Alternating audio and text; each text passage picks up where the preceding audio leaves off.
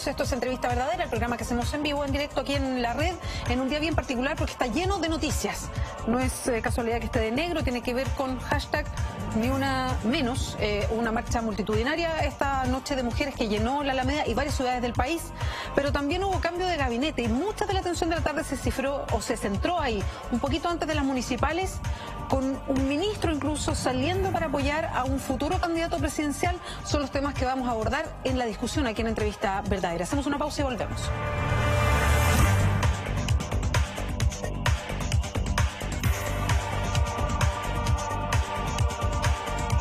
Estamos viendo es una imagen, esto es en directo, de una de las cámaras de la Unidad de Control de Tránsito, de la Unidad Operativa de Control de Tránsito. Esto es en Alameda con Tucapel Jiménez, eso es en el centro de Santiago, hay una barricada. Cerca de la estación Los Héroes se ve una suerte de barricada con llamas, hay mucha gente rodeándolo. Es la interpretación que hacemos de la imagen, ¿eh? Porque es lo que aparece en estos momentos. Recordemos que estaba terminando la marcha a la que fue convocada hoy día y si tenemos más detalle, a lo mejor lo conocemos por las redes, les contamos qué pasa en estos momentos ahí en el centro de Santiago. Volvemos ahora al estudio y presento a quienes nos acompañan hoy día para abrir este diálogo que tiene que ver con lo sucedido hoy día con el cambio de gabinete. Estamos con Max Quitral, es académico de la Universidad Arturo Prat, es analista también. Max, ¿cómo estás? Muchas gracias por venir. No, gracias a ustedes por la invitación. Buenas noches. Estamos con Aldo Casinelli también, él es el director ejecutivo del Instituto Libertad, ligado a Renovación Nacional. Aldo, ¿cómo estás? Muchas gracias por acompañarnos. Muchas gracias, muy bien. Bueno, lo primero, ¿cómo interpretan este cambio de gabinete con la salida de la ministra Javiera Blanco, el ministro Máximo Pacheco, que era el ministro de Energía, y también con la salida del ministro de Bienes Nacionales? Bueno, sinceramente sorpresivo, a pocos días de la elección. Perdón, ¿sorpresivo incluso lo de la ministra Blanco? No, o sea, yo creo que la ministra estaba muy mal desde el punto de vista político, cuestionada permanentemente. Sin embargo, no había ninguna información que diera cuenta de un cambio de gabinete en las horas. Pero estaba ausente, además. No se ha perdido de todo, de toda la discusión comunicacional. Pero yo creo que era una ministra que tenía que salir sí o sí del gabinete por distintos motivos que todos conocemos. Ahora, lo más sorpresivo es la incorporación de Máximo Pacheco al comando del agua. A mí me parece que hay un factor Voy a entrar de inmediato a eso con más detención. Aldo, la primera mirada de este cambio. Sorpresivo por el momento en que se hace el cambio. El momento con la cercanía de las elecciones. Sí, eso a mí me sorprende. Exactamente. Eso extraño. Perdón, extraño porque puede provocar un efecto. Yo creo que buscaba eso, pero claro, sí, yo creo que la lógica de tratar de quitar la presión o sacar de la agenda el problema del padrón electoral, yo creo que eso y eventualmente puede lograr un elemento significativo quitando esto a 2-3 días de la elección. Creo que puede ser interesante verlo. Comprimir un poco el ambiente tan tenso, tan cuestionado a la situación del CERVEL. Y que el gobierno retome después de esta suerte de papelón que hizo tratando de meter una ley corta sin ni siquiera tener parlamentario en una semana distrital. De acuerdo, claro. Creo que por ese lado podría ser. La salida de la ministra, sí. Era esperable, yo creo. Exactamente. Claro. Insisto, no era el minuto, o sea, no se veía el minuto y claro. Lo otro que paraste respecto del otro ministro, que es el ministro mejor evaluado, del ministro que ha hecho, a mi modo de ver, uno de los ministros que ha hecho mejor el trabajo en todo este periodo. ¿Podría agregar otra cosa? Que yo creo que también un poco con las fechas, porque está esta ley de antidíscolo y por tanto estaban un poco los plazos. Probablemente la ministra Blanco... Si alguien va a una ministra tiene aspiraciones parlamentarias, digamos. Pero esa fecha te da hasta noviembre, sí. Entonces lo lógico era que uno pudiera esperar post-elecciones y viendo los resultados de los ministros, aun cuando ya, según se entiende, ya el ministro del Interior había hecho este recorrido para que quienes, ministros, subsecretarios, intendentes, que quisieran ir de candidatos, tanto senador como diputado, manifestaran al menos su interés y por lo tanto tuvieran que dejar el gobierno en noviembre. Por eso que también llama la atención que se haga este cambio de gabinete ahora.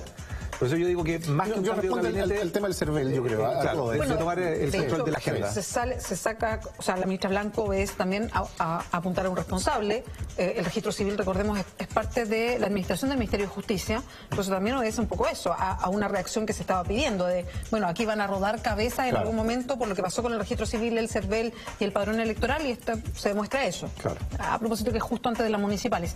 Los quiero llevar al tema del ministro Máximo Pacheco. El ministro Pacheco es de los mejor evaluados, pero también es cierto que está en un ministerio que tiene que tiene poca reacción pública. Se ve poco, independiente que puede haber hecho una gran gestión. De hecho, logró un tipo de licitación eléctrica que era anhelada y se tenía que planificar y se quería hacer desde hace mucho tiempo y la logró llevar adelante, lo que va a significar a futuro, cuentas más bajas de luz, en fin. Y tiene una muy buena evaluación. Pero no es de esos ministerios que saltan a la luz que uno lo ve permanentemente en los medios de comunicación. Se va el ministro Pacheco y lo primero que anuncia es que se va a hacer el generalísimo, tiene otro nombre, pero el generalísimo de la campaña de Ricardo Lagos. ¿Qué significa eso? A ver, yo creo, coincido con el diagnóstico. Me parece que un ministerio que de alguna forma no tiene tanta relevancia, de hecho uno de los ministros con bajo conocimiento, yo creo, eso también es importante mencionar. Pero que se vaya al comando de Lagos directamente, yo creo que, bueno, eso es una señal de que Ricardo Lagos sigue teniendo un peso político y un poder en la sombra muy importante. Perdón, pero esto significa que Lagos ya se decidió y va a ser el candidato. Es que yo creo que él también, la candidatura de Lagos no estaba del todo consolidada y necesita conformar un equipo que le permita tener una propuesta un poco más importante. Las encuestas no le dan un signo tan positivo, producto de una serie de elementos que lo rodean en cuanto a cuando él fue presidente. Pero también yo creo que quiere acercarse un poco a la elite.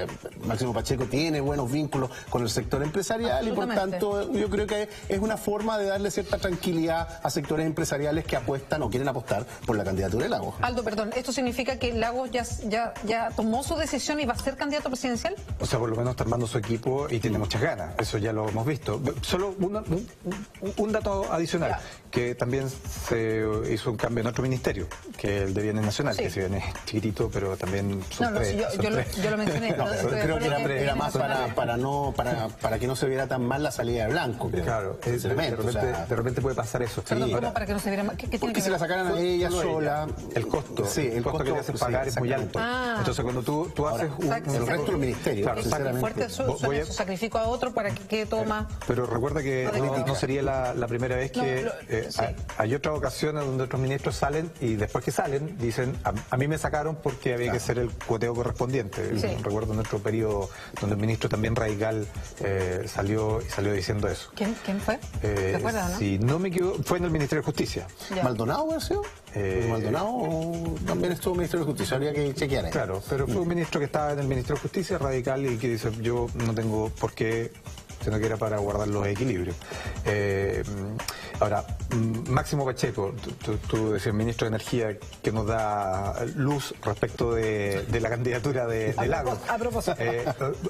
Datos cuando uno se ve en señales. El único ministro que estuvo presente en el lanzamiento, en la exposición del libro de Ricardo Lagos fue Máximo Pacheco. El único ministro que estuvo presente. Pero tiene una relación, no sé si decir amigos, porque yo íntimamente uno no sabe, pero son cercanos con Lagos. Y yo creo que no solamente son cercanos en términos personales, si es que lo son, sino que son cercanos en este minuto en términos de cuál es la visión de la necesidad que tiene este país. Si uno visualiza cuál es el estilo de Máximo Pacheco, y tú decías algo muy importante, esto de construir o de que tiene redes. El acercamiento, los puentes con la élite económica. Exactamente. Pero, es una señal, ojo. Exactamente. Desde el punto de vista programático. Y si uno lee el libro de Lagos, uno ve o alcanza a captar ahí mucho de lo que Pacheco le puede entregar para la materialización de este libro. Ahora yo creo que Ricardo Lagos no necesita mucho de instalarse en la élite económica. La élite económica aplaude el surgimiento de Lagos como candidato. Yo creo que no hay que perderse mucho en eso. Sí, pero eventualmente un espacio que tiene una visión de concesiones Ricardo Lagos que me parece que ahí hay que... Él lo ha dicho abiertamente. Yo creo que lo que le entrega a Pacheco hoy día también puede ser una vinculación con los sectores políticos de la nueva mayoría hoy día, y que pueden ser un poquito más díscolos respecto de la presencia de Lagos. No lo sé, yo ahí no estoy tan de acuerdo, porque me parece que Máximo Pacheco no responde tanto a la lógica de los partidos. Yo creo que más bien tiene otro tipo de redes, más bien vinculadas como de puente, y una distancia. El sector económico y los sectores políticos. Claro. Es que yo creo que ese es el gran rol que cumple. Y si cuando yo digo que es uno de los mejores ministros en este este gobierno es precisamente por ese rol que cumplió. Es un tipo que sacó un ministro que sacó 3 leyes importantes en este país, destrabó, cuando bajó las cuentas, hay un proyecto importante que es de equidad tarifaria, que no es menor para el país, porque era... Sobre todo para regiones. Exactamente, porque era donde se genera la energía. En Chile eran lugares donde además se pagaban, muchas de ellas, las cuentas más altas. Entonces, era contradictorio. Claro, tú generas la energía, asumes el costo de la generación de energía, pero no tenías la energía más cara, o sea, pagabas las cuentas de luz más caras. Quiero continuar con varias lecturas que tienen que ver con Máximo Pacheco y esta decisión de salir del gobierno e integrar, además que lo anuncia, hay toda una puesta en escena que es bien particular y quiero referirme a eso. Él anuncia de inmediato que él sale porque él renuncia, porque quiere asumir este rol en la campaña de Lagos. Se junta con Lagos y sacan de inmediato la foto y hace como una especie de declaración conjunta y habla Lagos inmediatamente. Es bien impactante toda esa sincronía de cosas. La agenda comunicacional. Mi pregunta es, ¿cómo queda la presidenta Bachelet con la salida de Máximo Pacheco? Porque qué señal, porque Lagos también, hace una declaración diciendo que generosa es la presidenta, porque ella mira el país y hace toda una lectura muy Ricardo Lagos, nomás de mirada país, qué sé yo. Y se refiere pero ¿en qué situación queda la presidenta Bachelet cuando el ministro que está mejor evaluado sale del gabinete para unirse a la campaña de otro, cuando queda un año del gobierno? Yo creo que la debilita, más de lo que ya está. Sinceramente no creo que haya sido una muy buena señal, porque en el fondo es como, creo que con la imagen es que, como ministro, vámonos a trabajar directamente con el candidato que más está apostando por la nueva mayoría, porque me parece que en el gobierno las cosas no andan muy bien, entonces es preferible estar trabajando en un comando que para iniciar un proceso de proyección. Yo creo que debilita a la presidenta, sinceramente. Me parece que no es un buen antecedente que los ministros abandonen cuando queda mucho todavía de gobierno. O sea, uno podría entender los 6, 7 meses antes del proceso electoral, presidencial, pero con todo el tiempo que queda de gobierno me parece sinceramente que es bastante irresponsable por parte del ministro. Ahora, ¿cuál habrá sido la negociación mayor con Ricardo Lagos? Esa es una buena pregunta, porque para dejar el gobierno y además derechamente al comando, tiene que haber habido una negociación y una propuesta que sea realmente interesante para que Máximo Pacheco haya tomado y haya adoptado esa decisión. Pero sinceramente no creo que le haya hecho muy bien al gobierno de Bachelet. Aldo. Por la hora, y yo sé que se está jugando un partido importante en este minuto, entonces puedo hacer una analogía futbolera, que es cuando tú tienes un muy buen jugador y tienes un partido que se está perdiendo, el costo de sacarlo es 0. Entonces tú sacas al mejor jugador porque el partido ya lo tienes perdido. Y yo creo que esa analogía podría ser respecto del cambio de la salida de Pacheco del gobierno. Ahora, eso indica que este gobierno, en términos prácticos, pareciera que ya se terminó. Y lo que viene ahora es esperar las elecciones municipales y ver cómo se va a reconfigurar el mapa político para la elección parlamentaria y presidencial. Y ahí es relevante lo que puede llegar a ser esta dupla entre Lagos Pacheco y esta eventual negociación, si es que hubo alguna negociación con el gobierno. Porque, ¿y qué pasa si Pacheco se fue porque quería irse? Que eso tampoco lo sabemos. Solo porque se quedó. Estamos especulando, claro. Pero no sé, yo creo que para salir del gobierno tiene que haber una motivación especial. Por eso. Entonces, no solamente integrarse al comando, yo creo que probablemente va a tener un protagonismo mayor. Ahora, sinceramente, yo no sé. Es cuestionable, es debatible. Yo no sé si efectivamente gana mucho Lagos con la incorporación de Pacheco. Tengo mis dudas. Yo quería entrar también en ese terreno y lo anunciaba de alguna manera. Es como, ¿qué señal y hacia dónde van las señales que da Ricardo Lagos? Porque si algo se le acusa hoy día es que es el candidato de la élite. Y creo que ha quedado bien claro con declaraciones de sectores empresariales diversos diciendo que su candidato es Lagos, aunque incluso algunos dicen, mi corazón está en la derecha, pero yo no votaría por Piñera, votaría por Lagos, porque creen que puede controlar el país de otra manera, en fin, por distintas razones. Dentro de la élite política también han sido súper claros en que son partidarios de Lagos. Y Lagos lo que busca es crecer justamente más en la ciudadanía. En la élite creo que está claro. Máximo Pacheco obedece a esa misma élite. No es un hombre conocido por la ciudadanía, no es ese hombre que le puede agregar como ese voto o esas ganas populares, por llamarlo de alguna manera. El voto popular, por llamarlo así. O un voto más ciudadano. Es un hombre más de la élite. Entonces, yo también, eso me hace ruido. ¿Cómo lo interpretan ustedes? Aldo. Sí, eso es lo que estábamos tratando de entender. Cuesta. Pero por otro lado, creo que uno podría ver esto desde la lógica negociadora que tiene Pacheco, con las fuerzas que hoy día se están oponiendo a la posibilidad de que sea Lago el candidato. Yo primero tengo que neutralizar, o tengo que sumar, o tengo que crear una fuerza de apoyo suficiente como para que él sea el candidato. Él sea el candidato del sector primero PSPPD, primero, porque está Isabel Allende como candidata también, que se han dado declaraciones mutuas, de apoyo mutuo. Si Isabel Allende iba de candidata, él dejaba de ser candidato. Y en la entrevista anterior de Isabel Allende era una cosa similar. Sí. Entonces se están entregando en bandeja. ¿Qué negociación hay detrás de nuevo? Y ahí me da la impresión que la expertise o las capacidades que tiene Pacheco son importantes. Yo concuerdo con que no es una persona que puede hacer el vínculo con la ciudadanía. Con el mundo popular, claro, el voto popular y todo. Por ejemplo, con Boric, la izquierda autónoma, que creo que esa llegada para darle rostro, ¿con quién tengo que ir a hablar? Yo creo que no la tiene ahí. Entonces, ¿dónde tiene sus principales atributos? En la capacidad de articular fuerza o una coalición o un acuerdo que me permita decir, ¿sabe qué? Él es el candidato de nuestro sector en este minuto. Yo creo que Pacheco, bueno, los vínculos empresariales que son reconocidos, a mí me parece que ese es un plus importante que está visualizando Ricardo Lagos, sobre todo en la concepción programática que va a tener probablemente una eventual candidatura de Ricardo Lagos, con mayor posibilidades de concesiones. Él es muy cercano al mundo empresarial, se le respeta, es muy aplaudido, producto del proceso de privatización que vivió nuestro país. Por tanto, él quiere seguir manteniendo los nexos con los grupos empresariales y no perder también el respaldo y el apoyo que ha sido bastante importante desde el punto de vista de la conducción política que en su momento tuvo Ricardo Lagos. Ampliando la mirada respecto al cambio de hoy día, me llamó mucho la atención, consultados todos los partidos políticos, uno podría más o menos entender la postura de la oposición, pero dentro de la nueva mayoría, todos los presidentes de partidos dijeron que había sido insuficiente el cambio. Fue muy duro eso.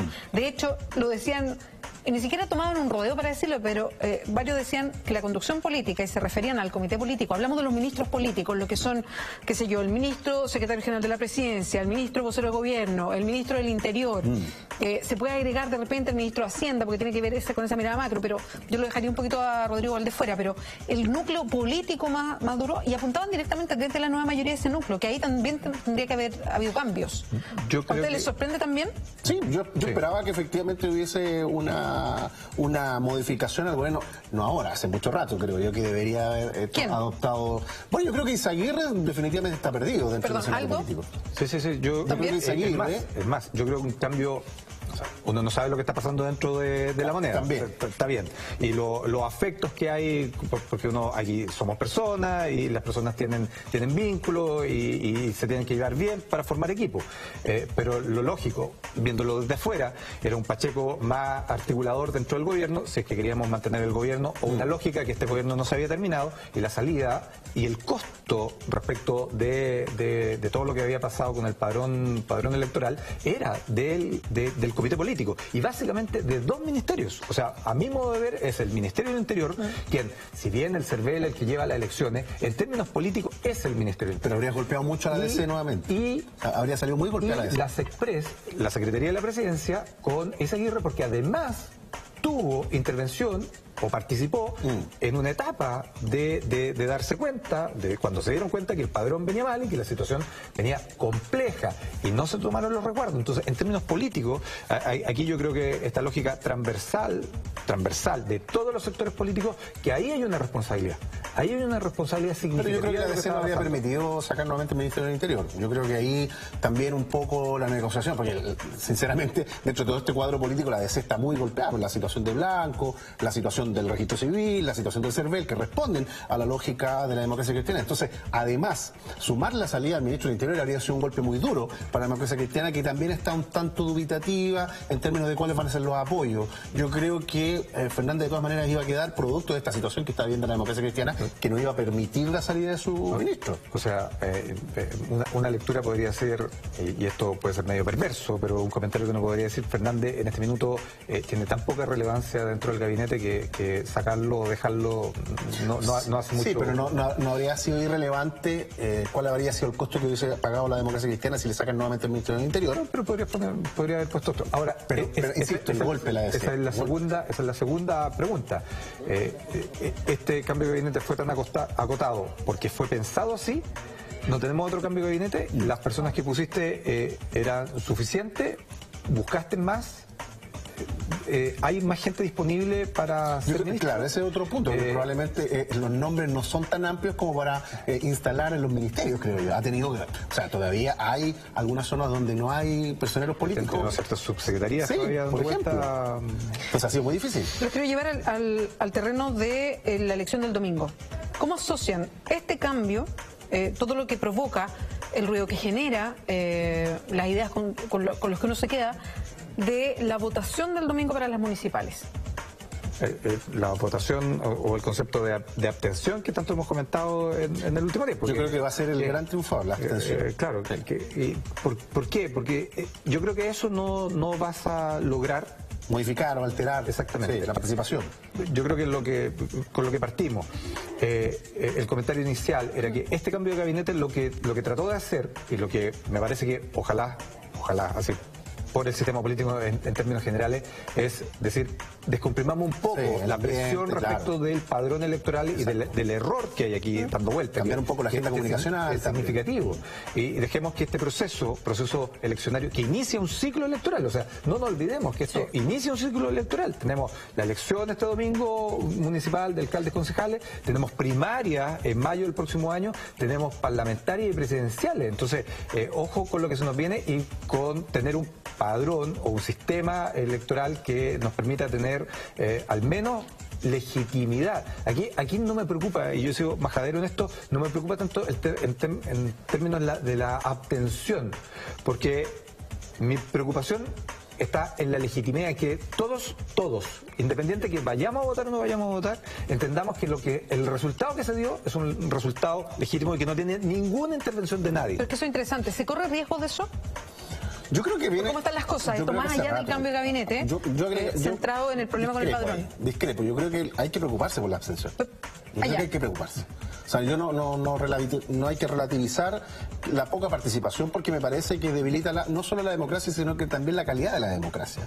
Entonces, bajarle el perfil un poco al debate me parece que es un poco peligroso. Ahora, la situación de irregularidad con respecto al tema municipal no es solo de ahora. Ven el 2012, yo recuerdo 3 comunas a lo menos que presentaron una polémica con respecto a la elección. Tenemos Ñuñoa, tenemos Renca y tenemos, ya me voy a acordar de la otra comuna, que presentaron, Quinta Normal, que presentaron problemas con respecto a los votos y también acusaron que había una situación, pero déjame terminar, una situación con respecto a la legitimidad del proceso. Pero ahora se arrastran otros elementos y que tienen que ver con miembros del CERVEL investigados por violación de los derechos humanos, cierta situación con el padrón. Entonces hay otros elementos que se agregan a esta incomodidad, más los casos de corrupción vinculados a las boletas ideológicamente falsas. Entonces hay un cuadro bien complejo, creo yo. Perdona, yo entiendo eso, pero me parece que lo que dice Aldo que también es algo que puede tocar más fondo todavía. Y por eso quiero preguntarte a ti también. ¿Puede haber un riesgo de que se hable de ilegitimidad de las elecciones y que, por ejemplo, algún candidato que no ganó, que perdió por poco, en fin, decida acudir a la justicia por los errores del padrón? Es que sería extraño que eso ocurriera, porque, bueno, tendría que demostrar que efectivamente, porque las elecciones se van a hacer.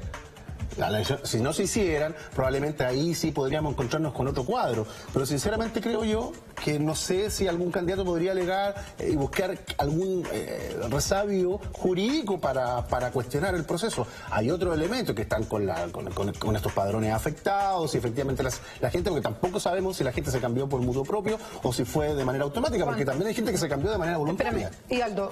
Lo que pasa es que yo voy a distinguir dos cosas. Uno, lo que pasó en la elección anterior, Ñuñoa, que es el caso emblemático, que se ganó por 33 votos, se estuvo constando durante 2 meses. Y se tuvo que volver a hacer y todo la elección en Sierra Gorda, hay otro caso donde la elección se hizo 2 veces. Sí. Pero esos son elementos, ahí tú no tienes cuestionamientos respecto del padrón. Tú tenías cuestionamientos respecto de los votos que estaban en la urna. De cómo se cuestionamiento intencional, a eso es lo que voy yo. Pero era de los votos que se cuentan. Es muy distinto a que yo te diga, y por eso que la ley, esta supuesta ley corta, era tan peligrosa. Porque esto se ha dicho por prácticamente todos, que una persona tenga la posibilidad, o sea, entendamos bien, solo la posibilidad de votar 2 veces ya rompe el criterio. Sí, y eso sí que es perverso para el sistema democrático. Y tú mencionaste algo que para mí es fundamental, el concepto de calidad de la democracia. Eso también tenemos que apuntar. Es donde es absoluto. Y no puede haber duda respecto de cómo va a funcionar el sistema. No puede haber duda. Independiente que el tipo el ciudadano esté inscrito, viva en la comuna A y tenga que votar en Villa La Estrella, que tú sabes que físicamente es prácticamente imposible que lo haga. Aldo y Max, muchas gracias por acompañarnos hoy día. Se pasó así el tiempo. Solamente saludo el libro de Max Gitral que nos trajo de regalo, Integración y Democracia en América Latina. Vamos a mirar lo que está pasando en estos momentos a través de la Unidad Operativa de Control de Tránsito. Esto tiene que ver con lo que pasa a esta hora en el centro de Santiago. Hay varios incidentes que se registran. Están destruyendo una micro en estos momentos. La imagen es bastante difusa, que es lo que presenciamos, pero a través de la Unidad Operativa de Control de Tránsito se establece lo que está sucediendo y por eso quisimos mostrarlo, porque pasa ahora. Esto fue justo ya al término de la marcha por Ni Una Menos, que era la marcha a la que se llamó hoy día a partir de las 7 de la tarde. Despedimos a Aldo, a Max, muchas gracias por acompañarnos hoy día. No, gracias. Y ponga atención a lo siguiente, tiene mucho que ver con las elecciones del domingo. El domingo 23 de octubre nos juntamos a partir de las 2 de la tarde en hora de elecciones, donde tú vas a ser protagonista opinando junto a nosotros. Bueno, tal cual, así va a ser una cobertura en vivo de nuestro canal de estas elecciones municipales 2016, donde tú eliges a tu alcalde, a tu concejal. Así que recuerda, anota agenda, hora de elecciones en las pantallas de la red. Hora de elecciones, domingo 23 de octubre, desde las 14 horas, solo por la red. Para que lo anote, hashtag hora de elecciones. Muchas gracias por acompañarnos. Está listo como siempre Ignacio Franzani con Mentiras Verdaderas. Buenas noches.